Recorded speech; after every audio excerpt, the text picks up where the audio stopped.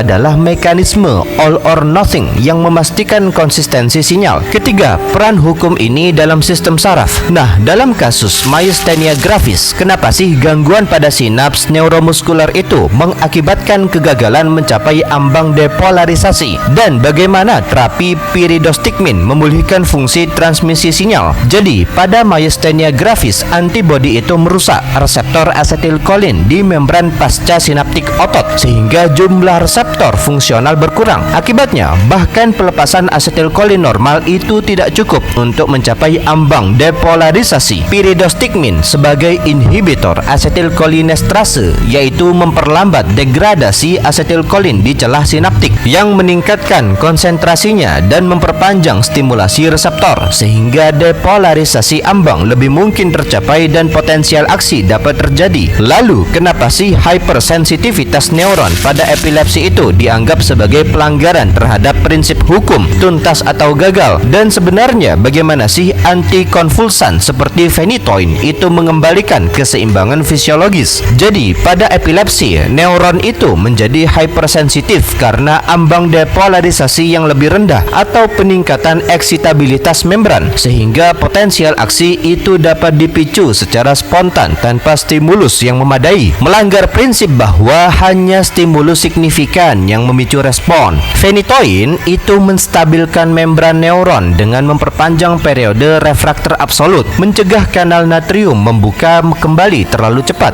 Mencegah kanal natrium itu membuka kembali terlalu cepat sehingga mengurangi frekuensi pelepasan potensial aksi abnormal dan mencegah penyebaran kejang. Sebenarnya bagaimana sih hipokalemia itu mengganggu repolarisasi pasca potensial aksi, dan mengapa ketidakseimbangan elektrolit ini dapat menyebabkan kegagalan dalam memicu potensial aksi selanjutnya? Jadi, hipokalemia atau kadar kalium serum rendah itu mengurangi gradien konsentrasi kalium antara intrasel dan ekstrasel sehingga eflux kalium selama repolarisasinya melambat. Ini menyebabkan membran tetap terdepolarisasi lebih lama yang mengganggu pemulihan ke potensial istirahat, yaitu minus 70 mV. Akibatnya, neuron atau otot itu tidak dapat mencapai keadaan siap untuk memicu potensial aksi berikutnya yang menyebabkan kelemahan otot, aritmia jantung, atau bahkan paralisis karena sistem excitable terkunci dalam keadaan tidak responsif.